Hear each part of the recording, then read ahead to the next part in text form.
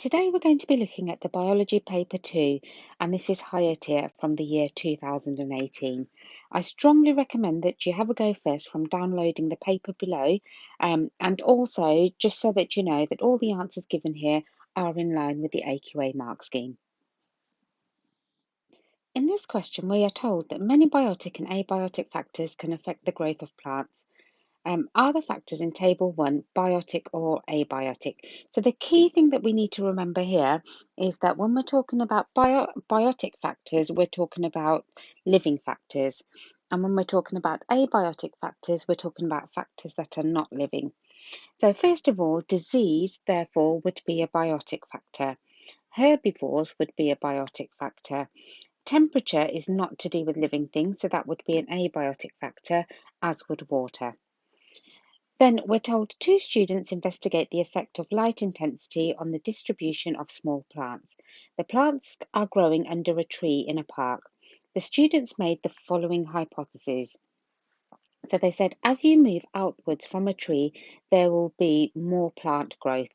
Explain why the student thought their hypotheses would be correct. So they're going to think that their hypothesis is correct because the plants that are closer to the tree are not getting as much sunlight. And as you move further away from under the tree, you're going to get more sunlight because it's not going to be blocked by the branches and leaves. Therefore, the plants that are not closer to the tree would be able to photosynthesize more, which means that they would be able to produce more glucose, so they will grow more.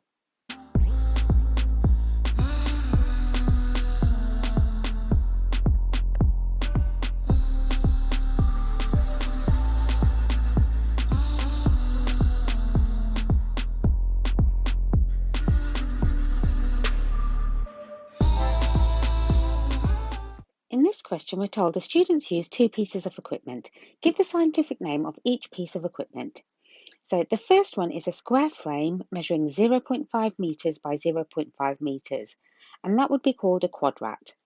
An electronic device to measure light intensity would be the light meter, and in some schools you might call it the lux meter or the light intensity meter, but we could also talk about a light data logger.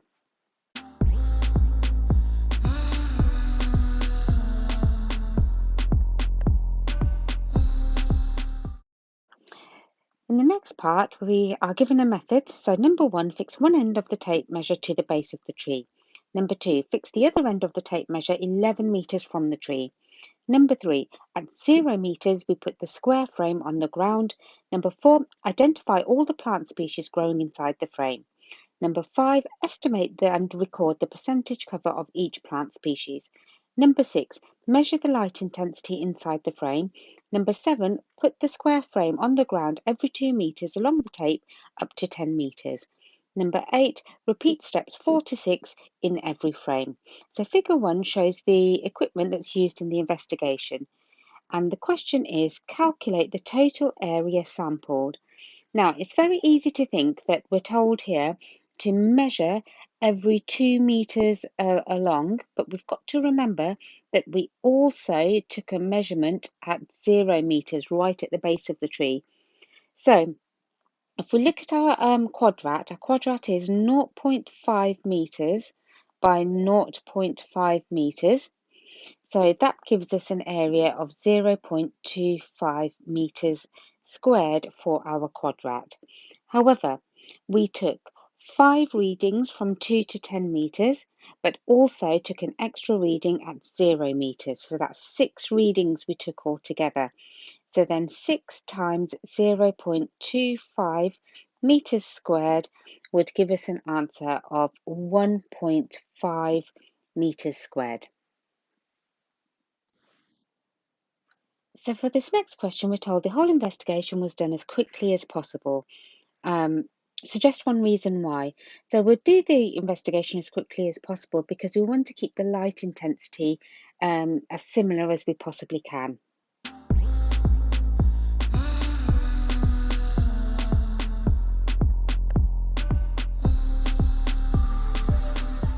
Then we're we're asked to give one way in which the investigation could be improved. So what we could do is we could take a sample every 1 metre instead of 2 metres to give us more results.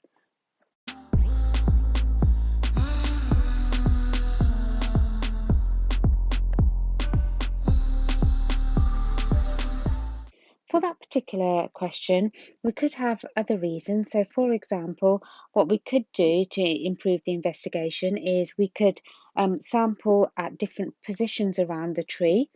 We could also repeat the investigation using other trees as well.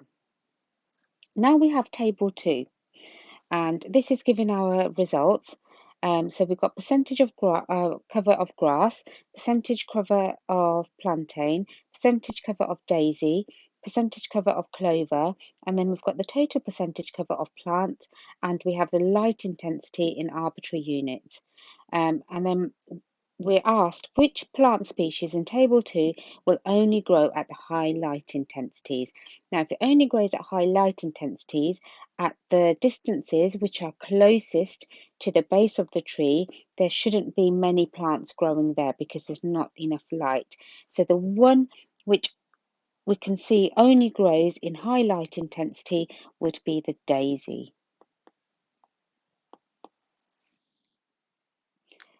Now we're told that light intensity might not be the cause of this pattern of plant distribution. Suggest one different factor that may cause these results. Give one reason for your answer. So another factor that could have caused these results could be due to the amount of water or rain that there is. So the plants that are closer to the base of the tree would not get as much rainfall due to the leaves and branches preventing the rain from coming so close.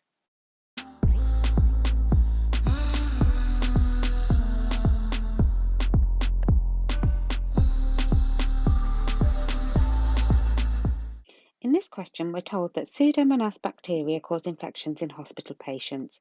A new strain of Pseudomonas bacteria has evolved. The new strain can only be killed by one antibiotic called fluoroquinolone. Scientists want to prevent the new strain of Pseudomonas from spreading in human population.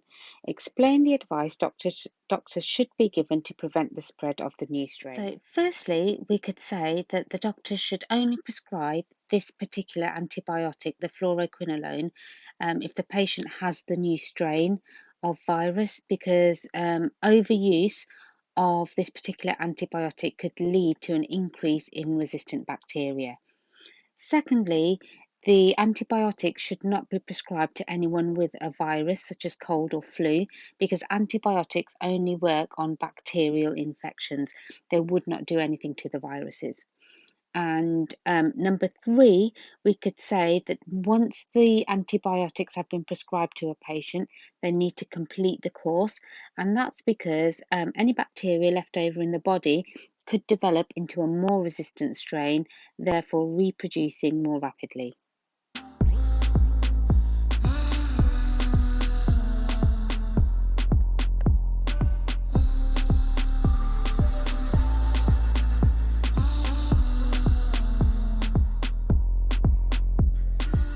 Scientists have removed microorganisms from inside rocks in caves in Mexico.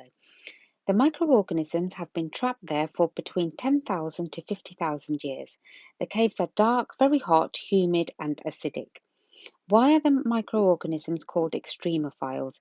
Tick 2 boxes. So, the choices that we have, they are thousands of years old. That's not right. They survive in high humidity. That's not correct. They survive at high temperatures. That's one reason they could be called extremophiles. They survive in the dark. That's not correct. They survive inside rocks. That's not correct. Or they could survive where it is acidic. Yes, that could be a reason they're an extremophile. In this question, we are told that the microorganisms have been inactive for thousands of years, but the scientists have reactivated them. Figure 2 shows the results of enzyme analysis on 4 enzymes, A, B, C, and D. 3 of the enzymes were from microorganisms found in the soil near the caves. One of the enzymes was from a reactivated microorganism from the cave. And we have our results shown in a graph in figure 2. Which enzyme comes from the microorganism from the caves?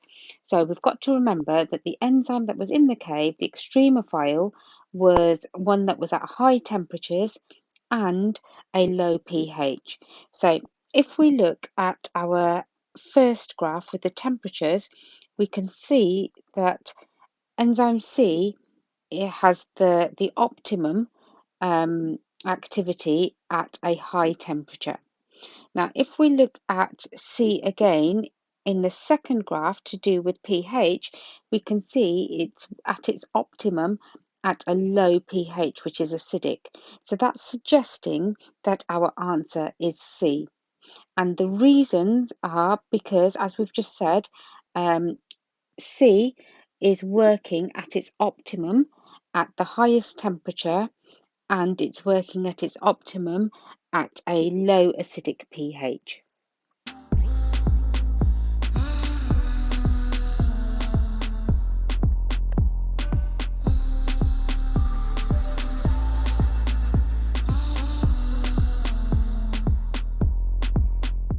So now we're told that Carl Wells developed the three-domain system of classification. Describe the three-domain system. So the first of the three would be the archaea, which are organisms that are found, which are primitive bacteria, and they're often found in extreme places such as hot springs and salt lakes. Then we have bacteria, which is the true bacteria, for example, E. coli. They might be similar to the archaea, but there's lots of biochemical differences between them. And then the third is the eukaryota, and this domain is quite a broad range, which includes things like fungi, plants, animals, and protists.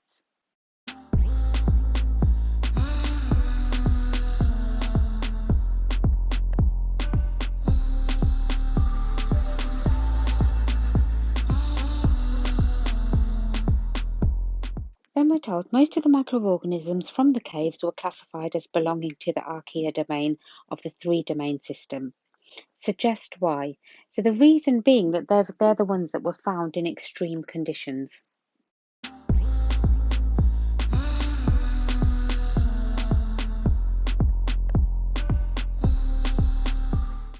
This question is about the nervous system.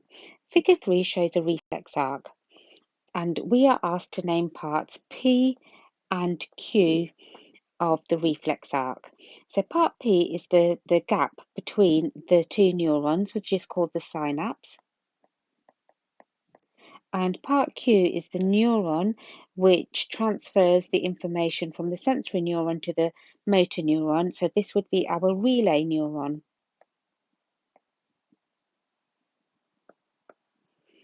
Then we're asked to compare how information is transferred along a neuron with how information is transferred across gap P. So for this particular question, we can say that along the neuron, information is transferred as an electrical impulse, and when it reaches that gap P, then that information is turned into chemicals which diffuse across the synapse until we get to the next neuron.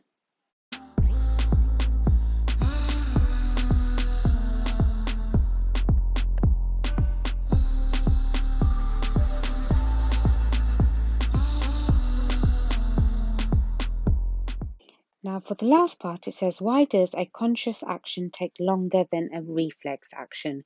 And this is because in a conscious action, the impulse has to travel to the brain and back along the central nervous system, and this takes longer.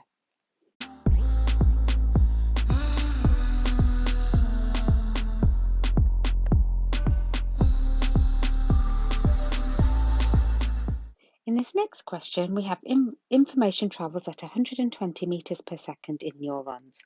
Calculate the time it would take for the information to travel 1.6 meters along a neuron. Give your answer in milliseconds. So, first of all, we need to remember our equation to work out time from speed and distance. So, first of all, if we say that speed equals distance divided by time, and then that would mean time equals distance divided by speed. And then we look at our information. We have a speed of 120 meters per second, and we have a distance of 1.6 meters. And if we calculate that out, that gives us a time of 0.013 seconds. Now, to change seconds into milliseconds, we need to multiply by 1,000. So if we do 0.013 seconds times by 1,000, that would give us 13 milliseconds. Now for our next question, 4.5, it says doctors tested people of different ages to time how long it would take between touching a sharp pin and the arm muscle contracting. And we have our results here.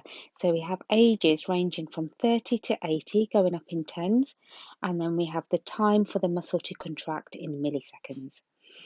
The question is, describe the relationship between the age in years and the time for the muscle to contract. And it's a 2-mark question. So our first mark is going to be to describe the relationship. So we can see that as the age increases, the time taken for the muscle to contract also increases. Then for our second mark, we'll see, is it going up at a steady rate, or is it going up at an increasing rate? So if we look here and look at the difference between this 10-year difference and this 10-year difference, is it the same, or is one much larger than the other? And we can see when we go from 70 to 80, the difference there is 5.7. And if we look between 30 to 40, we can see that the difference there is 1.3. So the time taken for the muscle to contract in milliseconds is increasing at an increasing rate. So that would be our 2 marks there.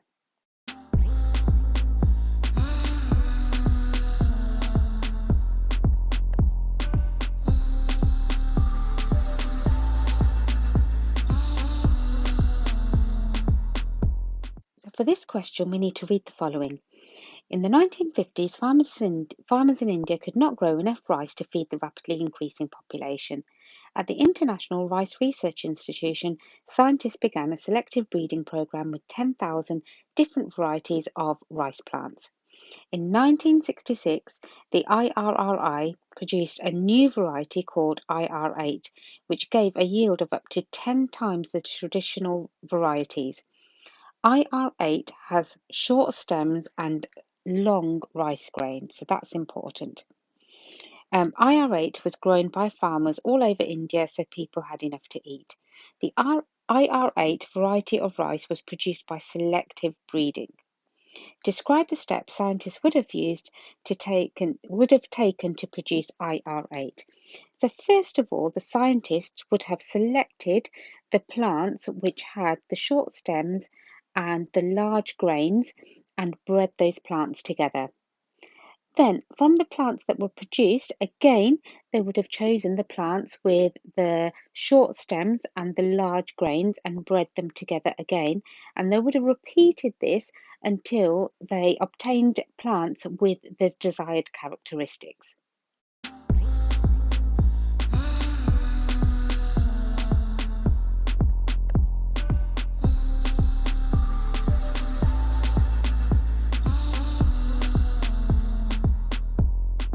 In this part of the question, we're told that the IRRI has now developed several new varieties of genetically modified rice plants.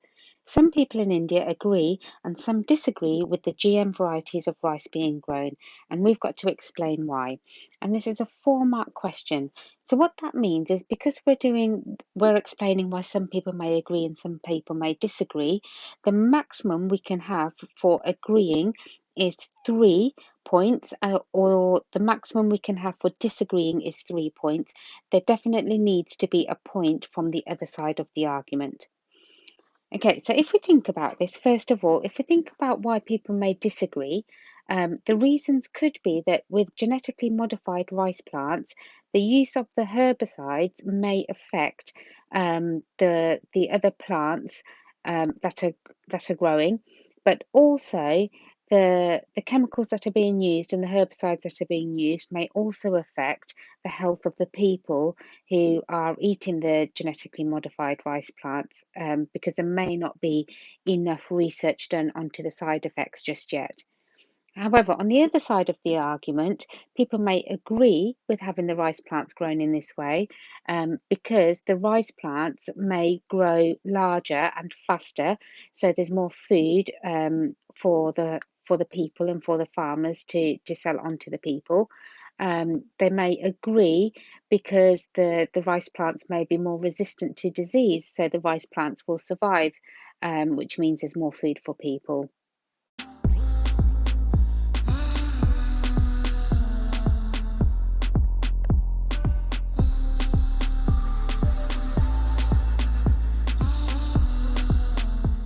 Now, in question 6, we have figure 4, which shows how hormone concentrations vary during a normal human menstrual cycle if a woman does not become pregnant. So we've got our keys here, showing us the different hormones. So we have the FSH, the LH, estrogen, and progesterone. And our question says calculate the rate of increase in LH, that's the luteinizing hormone concentration, between day 9 and day 12. Give your answer in arbitrary units per hour. And we've got to give our answer to 2 significant figures. So first of all, if we look from day 9 to day 12 for our luteinizing hormone, we can see that we have gone from, so that's about there. So it looks like we have gone from 17 arbitrary units to 50 arbitrary units in terms of the hormone concentration. And if we look at, so I'll put there hormone concentration. And if we look at our time, we were told it's between day 9 and day 12. So that's why we've taken those particular measurements there. So if we're going from 9 to 12 days, we're looking at a 3-day interval. And we've got to change that into hours. So that's going to be 3 times 24 because there's 24 hours in a day. So we're looking at 72 hours. So to work out the rate, it's going to be the hormone concentration, which is our y-axis, divided by the time taken in hours, which is 72. And if we do that calculation, so the hormone concentration, so if we went from 17 to 50, we're looking at a change of 33 divided by 72 hours, and that would give us 0.4. Now we've got to do it to 2 significant figures, so that would be 0.46, because it's actually 0.458, so we round up. So our answer there would be 0.46 arbitrary units per hour. In this question, we are asked to describe the sequence of hormone interactions in the menstrual cycle, and we've got to name where each hormone is produced. So first of all, the follicle stimulating hormone, the FSH, is produced in the pituitary gland, and it stimulates the ovaries to produce estrogen, but it also causes an egg to mature in one of the ovaries. The estrogen will then stimulate the release of the luteinizing hormone at the same time as inhibiting any more release of the follicle stimulating hormone. The luteinizing hormone, which is then again produced in the pituitary gland, will stimulate the release of the egg from the ovary. And when the egg is released, then in the ovaries, progesterone would be produced, and that maintains the lining of the uterus in the second half of the cycle. But when the progesterone levels fall, the lining then starts to break down.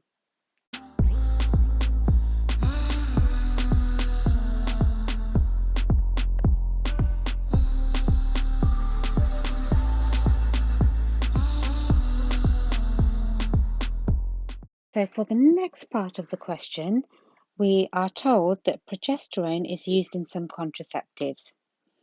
Suggest one advantage of using a progesterone patch rather than a progesterone oral contraceptive. So when we're looking at this particular question, if we're using a patch as opposed to an oral contraceptive, the key things that we can say is we can either say that there's going to be fewer side effects because the patch uses a lower dose, or we can say that because you've got a patch on, you don't actually have to remember to take the pill every day.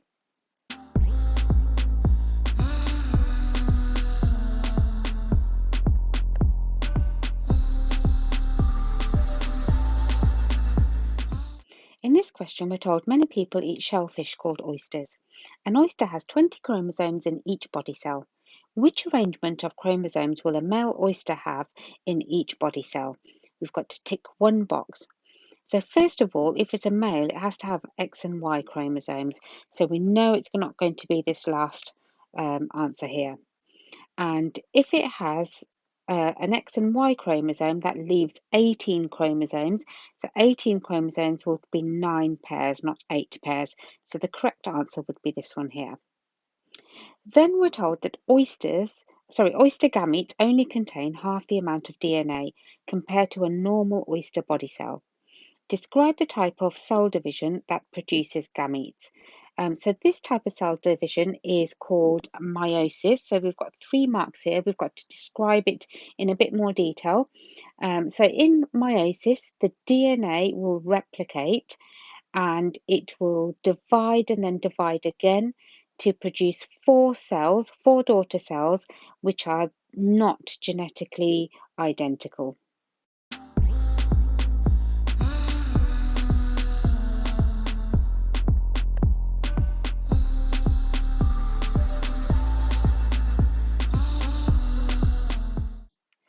Biologists have discovered a way to produce oysters that have 3 sets of chromosomes, and they're called triploid, instead of the usual 2-set diploid. The triploid oysters cannot reproduce, so they grow much more quickly. Diploid oysters do not taste as good in the reproductive season. Triploid oysters taste good all year round. So figure 5 shows the chromosomes in a diploid cell and a triploid cell. Only 2 sets of chromosomes are shown in figure 5. So first of all, looking at our diagrams, it says suggest why triploid oysters are not able to reproduce. And the reason is that they can't split up evenly because they are triploid. So they can't half.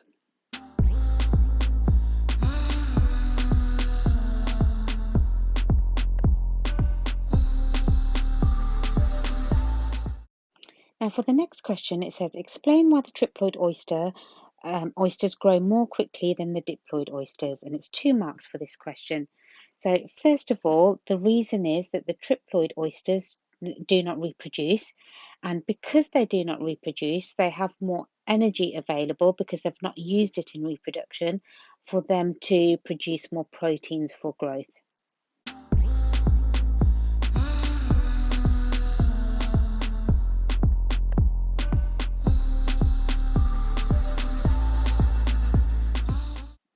In this part of the question, we're told that the population of diploid oysters growing in the wild has reduced by over 80% in the last 20 years. Suggest 2 environmental factors which may be causing the reduction, and we've got to give a reason why each factor may be causing the reduction in population. So here we could be thinking about things like global warming could have changed the temperature of the water, therefore killing the oysters because they can't survive in the higher temperatures. We can talk about that there could be more pollutants in the water, again, which could be maybe toxic or kill the oysters.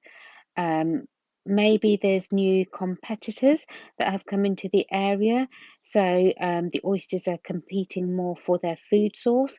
There could be more predators that have come into the area, therefore eating the oysters and reducing the amount that there are in that particular habitat. So any two from those suggestions that we've just mentioned. Now, in this last question, it says oyster farmers grow the triploid oysters from young seed oysters. The production of seed oysters involves the use of a chemical called cytochalasin B. Cytochalasin B has been shown to cause cancer in mice. Evaluate the production of triploid oysters for supermarkets and restaurants. So first of all, the reason why we would be growing these oysters in the first place is so that oysters are available to eat all year round. Also, they'll grow faster, so there'll be enough oysters for all the supermarkets and restaurants to give to people and make profit.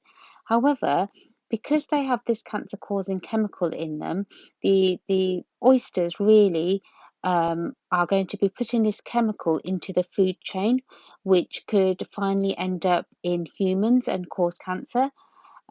Also, because the triploid oysters are a lot larger, they would compete for space and food in the environment with the smaller oysters. So the smaller oysters could become extinct. But realistically, we shouldn't be eating these oysters until they've been tested properly and thoroughly. Also, if we know that there's a cancer-causing chemical in them, then maybe the scientists should be looking for alternative ways to produce the triploid oyster rather than using this chemical.